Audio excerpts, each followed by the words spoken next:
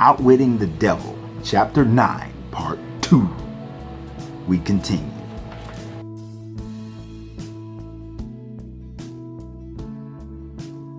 Yo, what's up, everybody? How you doing? This is your Coach Renz. I want to thank you for being here. Thank all my subscribers and thank all my Patreons. Part 2 of Chapter 9 is going to be live on Facebook, YouTube, as well as on Patreon. But of course, there are most of Outwitting the Devil is only available on my Patreon. So you might want to go over there to Patreon if you want to get the whole thing, plus the other studies that we will be doing. All my patrons, I appreciate you guys being patient with me and getting back to doing the private videos on Patreon, because we got a lot to cover and a lot to do. So you'll be getting a lot of videos coming soon. So we know that from Chapter 9 of Outwitting the Devil, it's talking about education and religion, and this is the book. All right, so we're going to do part 2 of it. We're going to go through this one a little bit faster than the first part, because some of it is repetitive. So where we left off, the devil was talking about, Napoleon Hill said you don't hold anything sacred, and he said that he does hold one thing sacred, and that's the one thing that he fears, and that's the power of independent thought backed by definiteness of purpose. So keep that in mind. The devil fears the negative portions of your brain, fears the power of independent thought backed by definiteness of purpose.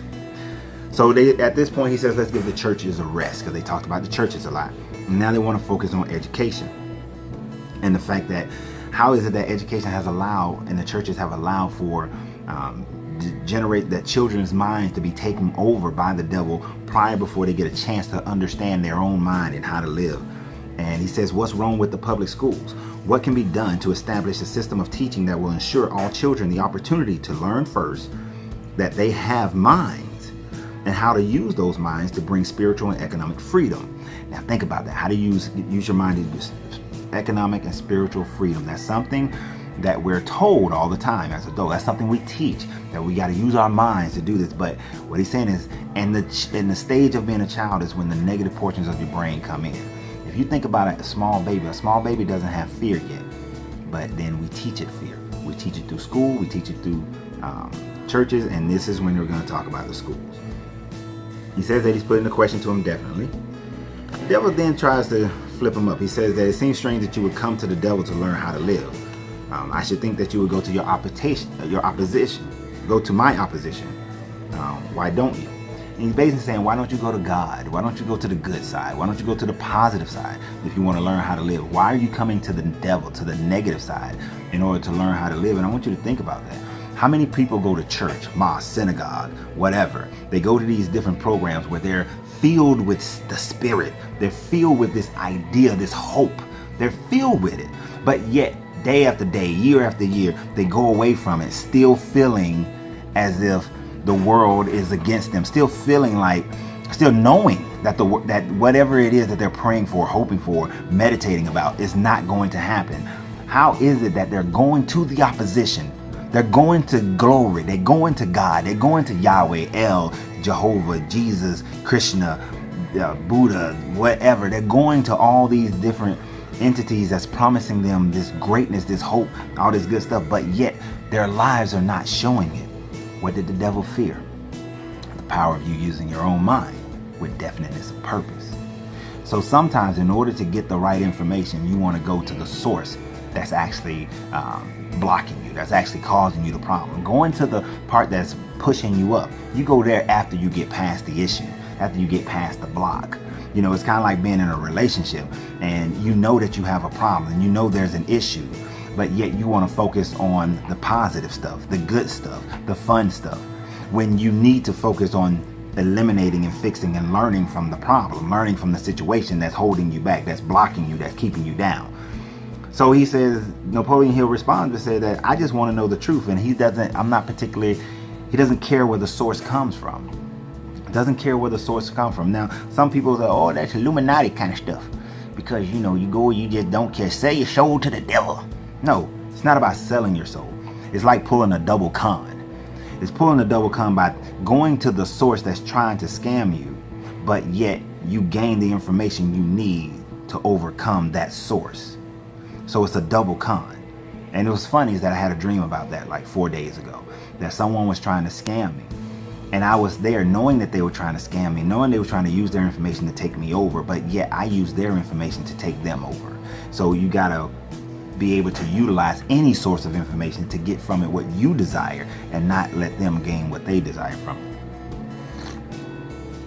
Sweet elixir of life. Sorry, I'm slurping my coffee. Well, I'm trying not to do that. It's hot right now. But he asks, what's the first major weakness of the school system and how can that weakness be eliminated? He says that the school system approaches the subject, the devil's saying that the school system approaches the subject of education at the wrong angle. They teach children how to memorize facts instead of teaching them how to use their own mind. Kind of like what I was saying in chapter 1 of, in chapter 9, part 1 of chapter 9, that the church expects you to just listen, memorize, do. Listen, memorize, do. Not think about it, not learn from it, not even though they say go home and study this for yourself. But if you come back with a different interpretation, what do they tell you? Well, you need to go back and let the Spirit move you so that you can come back with the same interpretation that I have, basically. You need to come back with the same understanding. If that was the case, then Martin Luther should have went back and came back with the same interpretation at the Catholic Church, and then thereby the Protestant Reformation would have never happened. So you wouldn't have Baptists, Methodists, Episcopals, and none of these other ones, because he came back with a different interpretation because he used his own mind to think to a certain degree. But you would have no denominations of any other type of church if people came, if they actually thought, if they didn't think. But this is what he wants. You need to be able to think in the school system. You're taught this is history, but you're not taught to think about history. This is math, but you're not taught to think about math. This is philosophy, but some philosophy in college you're taught to think about the philosophy, but they still want you to agree with what the other person wrote. And that's one of the things about education. It's like you're not there to learn to think through the situation and other perceptions of it. You're there to memorize facts, memorize dates, memorize all these things. And that's what you do in your job. You memorize all these facts and data so that you can do your job. You memorize things, but very few, the ones who will come out on top are the ones who think through it and develop and create new things, right? So they're not taught to use their own mind. So therefore you go through your life as a slave to whatever society is telling you what is and what is not. He says that another major weakness of the school system is that it does not establish in the minds of children either the importance of definiteness of purpose or make any attempts to teach you how to be definite about anything, right? And that's the thing. Some kids, you're going to say some kids are. Some kids, it depends on the parents. It depends on their environment. It depends on certain innate things about that child. Some people will naturally develop this because they have a hunger, a desire to have something different in their lives. They experience so much pain, or they want to alleviate the pain of a parent. So they have this definiteness of purpose. But the far majority of people are lacking in having a definiteness of purpose. And since they are lacking with that, and the schools are not showing them or teaching them how to have it, the parents are not teaching them because the parents don't have it, then the majority of people will go through life just memorizing and trying to collect credits or collect checks or collect their unemployment or collect their Social Security. They're just trying to collect whatever the government and life hands out to them, because they're never taught the importance of definiteness of purpose, that is vital.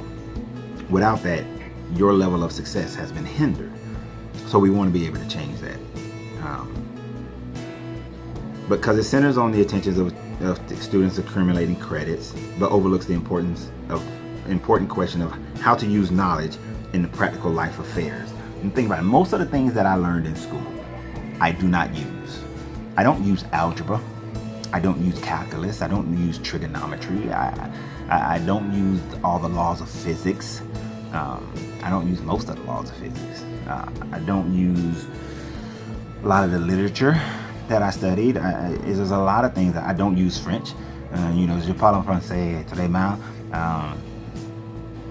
I know very little. Les jeux et très jolis. Things like that. Combien? Bonjour. Ça va? Ça va bien. Very few things in French I still remember. It would take an immersion in a French culture in order for me to really pick it back up. But most of you took languages that you don't use. We took things that we will never use in life, and it was supposed to make us well-rounded, but it didn't. because we don't apply those things after school. And you know, what's not used is then forgotten. It's like a muscle, it goes through atrophy. So if it's when we know that most kids won't use certain things, why are we wasting the child's time? Children can learn so much, but we're wasting their time learning and teaching them things that are unnecessary in life, that they will never use. So instead, we could be using that to teach them how to think critically, right? He was talking about, he did say higher learning was originally set up for the wealthy in order for them to teach their children how to think, but even that has been devolved into an indefiniteness. He said, Napoleon asked, what would correct this weakness in the public school system? And he tries to trick him, say, don't you know you're poking into the affairs of two of the most powerful forces that the devil uses? And they go through this whole little tirade thing about that, which is kind of like fluff for information and repetitive things you already heard. But he says that in order to do this, you got to give children the privilege of leading in their schoolwork instead of following orthodox rules. They need to be in a position where the student can learn by doing. I will say things like metal shop was a good example of that, or shop classes, because you learn by doing it. One history class, English Lit with Dr. White. We didn't just read Shakespeare, we had to act it out. And he talked about the deeper meanings of it. But when we acted it out, we got the deeper meanings of the stories, the literature. But what's the use of physics if you're not applying the physics? You have to apply these things. So we need to learn by doing. So that every student is engaged and participating. But teach the student how to recognize practical ideas that may be of benefit in helping them to acquire whatever they demand in life. Getting kids to understand and know what they demand out of their life, what they want in their life, and then move them in that direction would be a better benefit. That they should learn how to budget and use their time, and how to teach truth, that time is the greatest, and teach them the truth that time is the greatest asset that they have. So, I didn't learn time management. You know, different teachers try to teach you certain things about how to manage your time for study, but literally teach kids time management. When I was in the Marine Corps, we had these manuals, these correspondence courses. I don't know if they still do them, but they were, money, how to manage your money, how to manage your time, leadership training.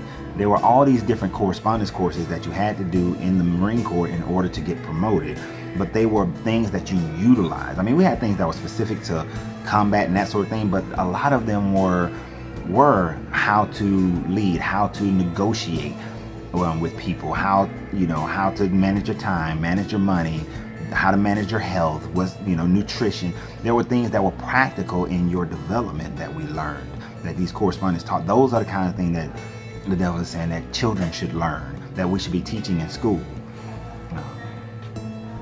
Teach children the basic motives by which all people are influenced to show how to use these motives to acquire the necessities and the luxuries of life. We should be teaching kids, reality, basically is what he's saying. Teach them reality. There's a lot here that he's saying that we should be able to change it. Teach them how habits become fixed through the laws of hypnotic rhythm. If kids learn about hypnotic rhythm at an early age, like 5-6 years old, and how their habits will determine their future, and we keep teaching them that. I taught my children that everything they do impacts their life. Everything they do have a legacy. Every thought they have a legacy. And if you're not mindful of that, if you're not guarding the thoughts and guarding your action, guarding your decisions, then that legacy you'll have to deal with. To give you an example, I made a bad business decision 5 years ago, and the legacy of that business decision lasted for like 4 years. For 4 years it had legacy, and that legacy pushed me back and it put me further back than I should have been. But because I made that decision, I had to live through the legacy and then learn from it and continue. You have to learn from the legacy of your decisions. When you get in a relationship with someone, if you're not learning from the process, learning from your mistakes, if you're not looking inward to see what you could have contributed more of, or what you need to change, eliminate, grow into, whatever it is, if you're not looking internally at yourself and developing yourself, then you are missing. And then when it's over, you push blame push blame. I was having a conversation with a friend of mine who their spouse is pushing blame, not looking inwardly at themselves, but pushing blame on the other person, so that their ego is filled, so that they feel better, so that when other people approach them and say, well, why, then they can blame the other person. They're not learning how to look inward so that they can develop themselves. That actually can be a whole nother video by itself. But these hypnotic rhythms, will carry that same thing to the next relationship. We'll carry that same thing to the next business. We'll carry that same thing to the next job. We'll carry whatever the hypnotic rhythm to the next stage of every aspect of our life, unless we're mindful of it and make sure that we are changing habits that we know are not beneficial to us. We've talked this book, if you're on Patreon and you've been following this book, you know that hypnotic rhythm is a primary. Hypnotic rhythm, definiteness of purpose, thinking, those are the primaries. But hypnotic rhythm will destroy you, even when you have correct thinking, but allowing the hypnotic rhythm to flourish will destroy you. So children should be learning this at an early age. They should learn the difference between temporary defeat and failure. That every failure is a step. Every failure is a step, that they're rising higher if they're learning from the step. Now, if they're not learning from the step, then every failure is a step down.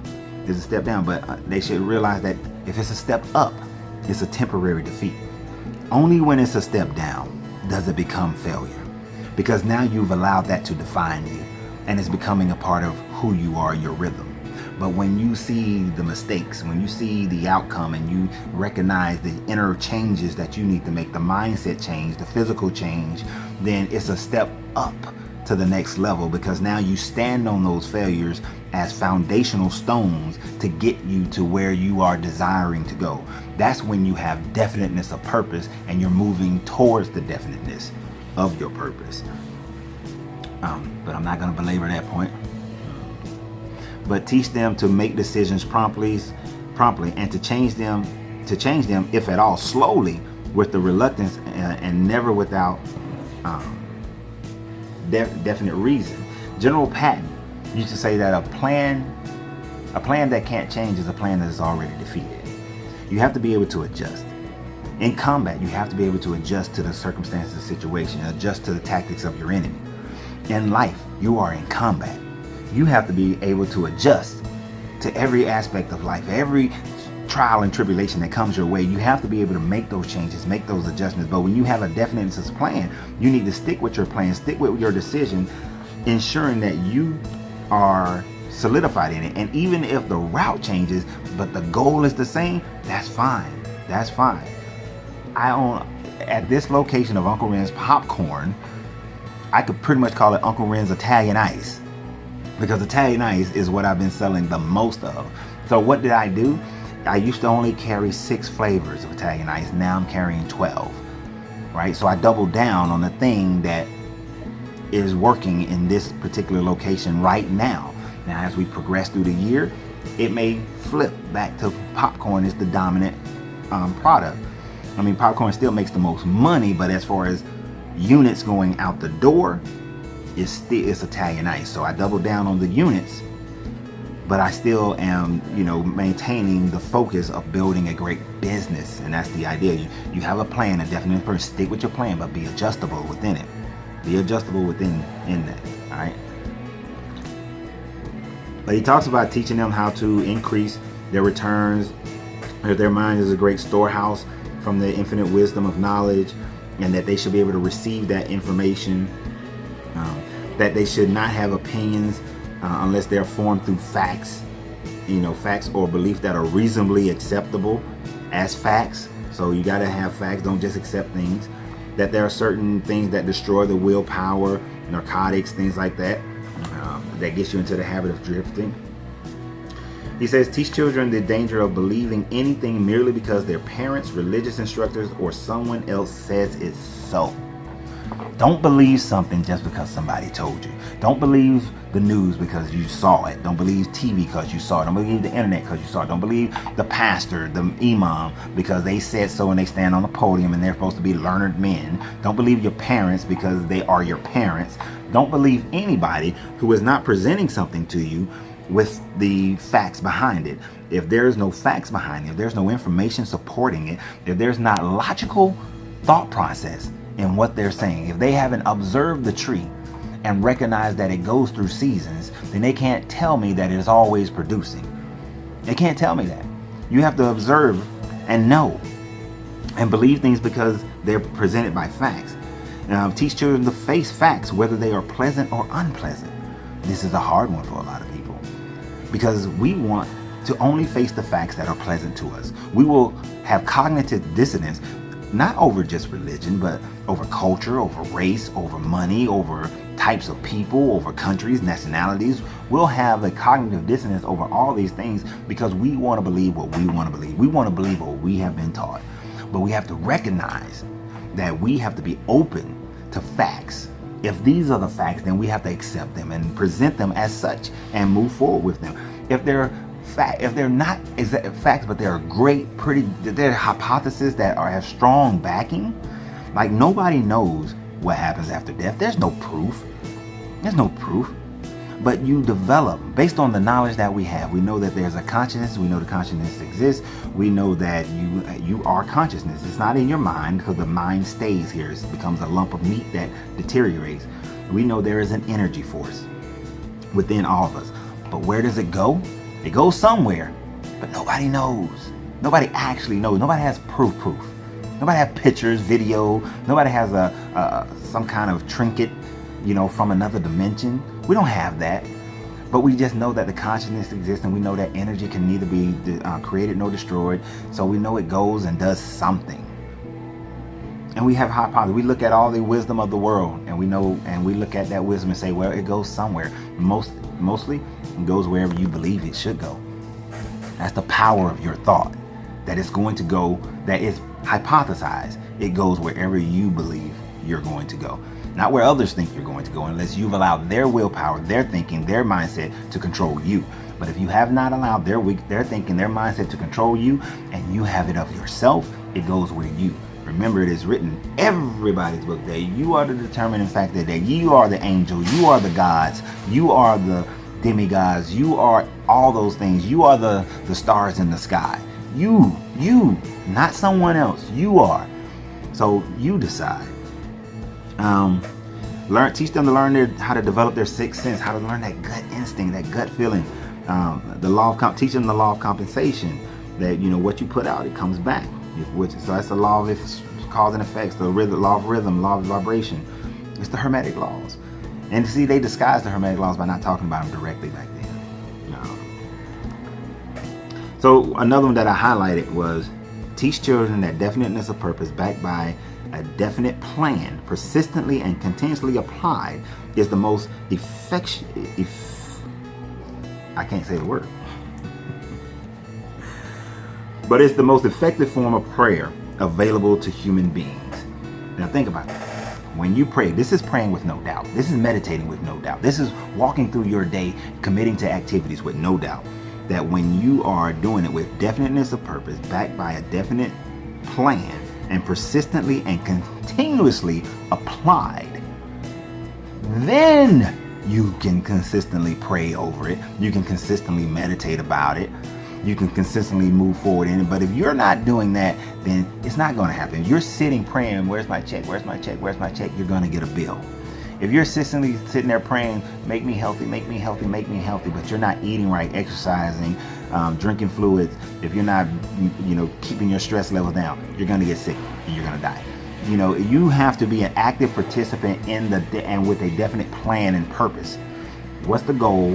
What's a factual plan to getting there? And you're applying it continuously. Without that, there's no reason. Now I can keep going through all the other things that he said to change it. I'm gonna let you guys go because you're supposed to have this book anyway, and read some more of the things he's talking about, teaching them that their only limitation is their mind. Your only limitation that you have is your mind.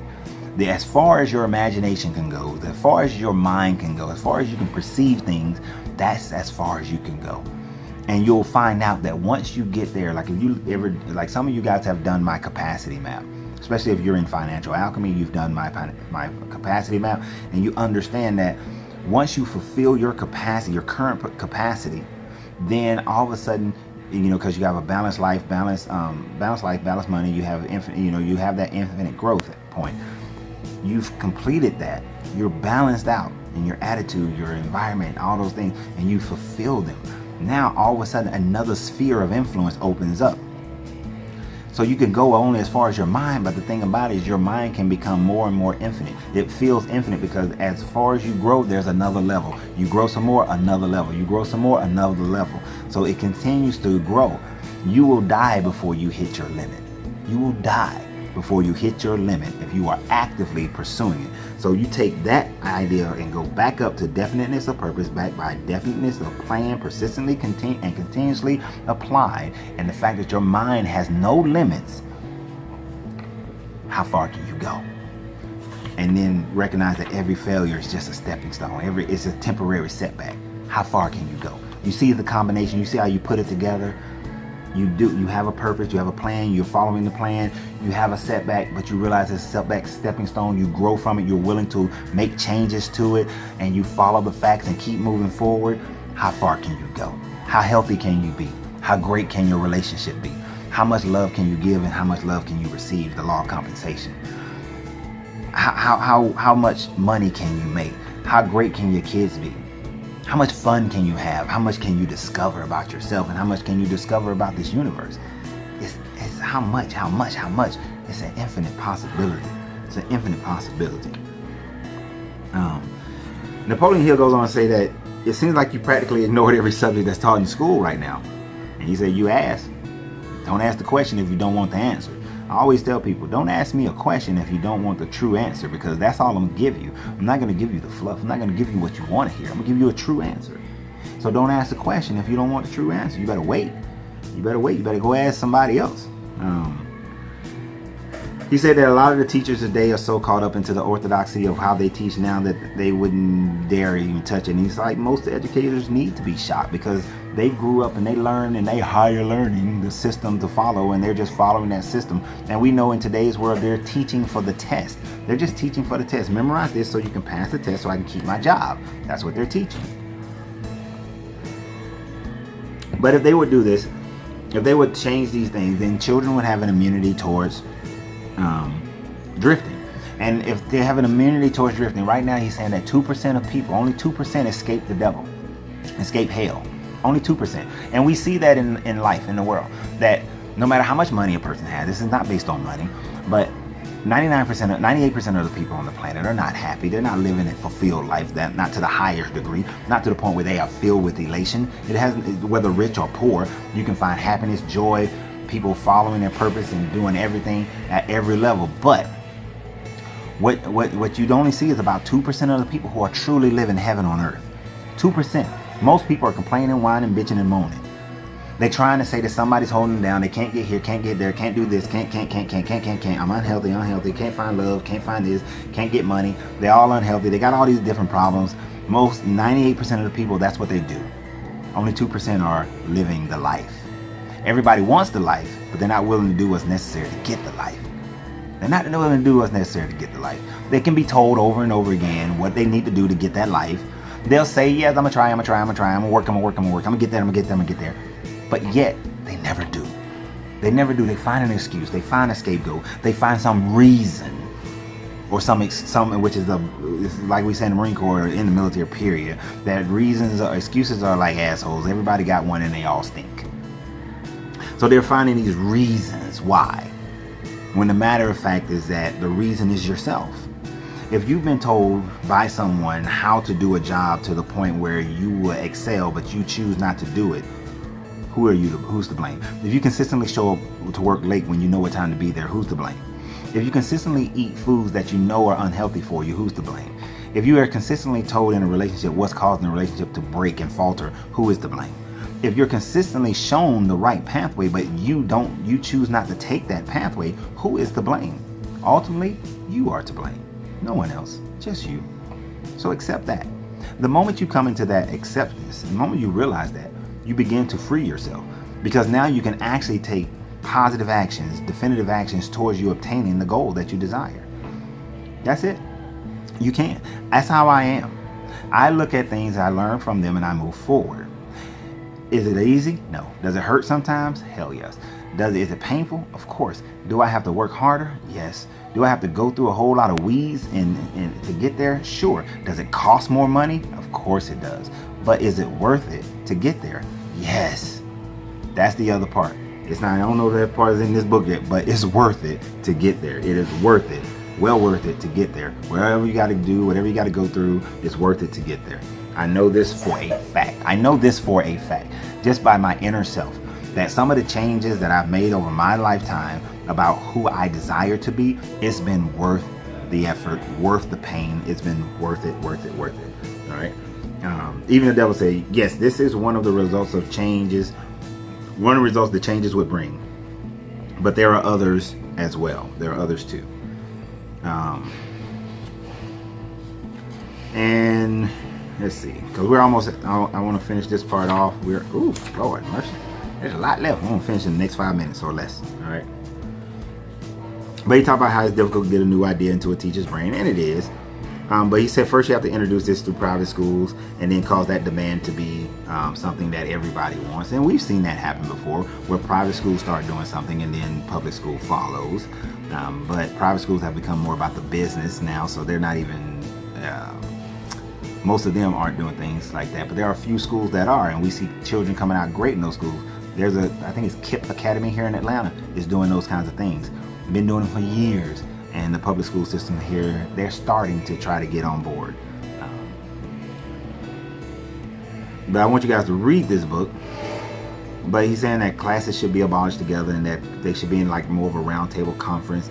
That you should bring auxiliary groups of instructors from the outside in, engineers, artists, people who, writers, to teach children, to be there with the children, to guide them through their understanding.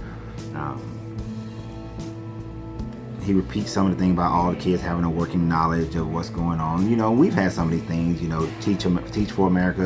I was part of Junior Achievement back in the day.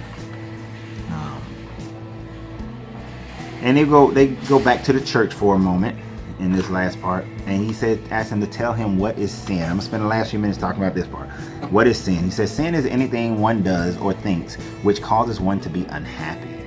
Any form of mental or physical misery indicates the presence of sin. I want you to think about that. Sin is anything one does or thinks that causes one to be unhappy. I'm gonna read this whole part. Human beings who are in sound physical and spiritual health should be at peace with themselves and always happy. Any form of mental or physical misery indicates the presence of sin. I ain't gotta explain that, do I? No. He said, name some of the common forms of sin. It is a sin to overeat because it leads to ill health and misery. It is a sin to overindulge in sex because it breaks down one's willpower to lead to the habit of drifting. It is a sin to permit one's mind to be dominated by negative thoughts of envy, greed, fear, hatred, intolerance, vanity, self-pity, discouragement, because these states of mind lead to the habit of drifting. It is a sin to cheat, lie, steal because these habits destroy self-respect, subdues one's consciousness, and leads to unhappiness. It is a sin to remain in ignorance because that leads to poverty and loss of self-reliance. It is a sin to remain in ignorance. It is a sin to accept from life anything one does not want because that indicates the unpardonable neglect to use of the mind. So when you're in a situation where you don't want to be in that situation, you need to change it, get out of it. Change it. He asked, Napoleon Hill asked, is it a sin for one to drift through life without definite aim and purpose? He said yes, because this habit leads to poverty and destroys the privilege of self-determination. It also drives one to the privilege of deprives one of using the privilege of using his own mind as a medium of contact with intelligence, a medium of contact with infinite intelligence. Sin keeps you from, when they say sin keeps you disconnected from God, it's because you're committing sin to yourself. You're not using your own mind. You're harming your own happiness. You're destroying your ability to live that life, to be happy, to indulge in greatness. You're using placebos and scapegoats and drugs and using food and things like that to keep you from using your mind to supplement your pain, your misery, instead of using your consciousness, using your mind to attack those very things. All right, so All right, I want you guys to go read that. And he did ask him what is faith. He said it is a state of mind wherein one recognizes one recognizes and uses the power of positive thought as a medium by which one contacts and draws upon the universal store of infinite intelligence at will. In other words, faith is the absence of all forms of negative thoughts. He said, yes, that's another way of describing it. Think about that now. Faith is really just having definiteness of purpose backed by a plan. So backed by a plan and consistently applying it, not being afraid to, not harming yourself or doing anything to harm you. So I appreciate you guys. We're going to start with chapter 10 next, which is self-discipline. And I appreciate you guys for being patient with me on Patreon and not getting to the end of chapter 9. We're going to continue to move forward. If you're not on Patreon, please go join my Patreon. I appreciate everybody. Love you. Remember, you got to free yourself to be yourself. Why? Because your greatness is non-negotiable.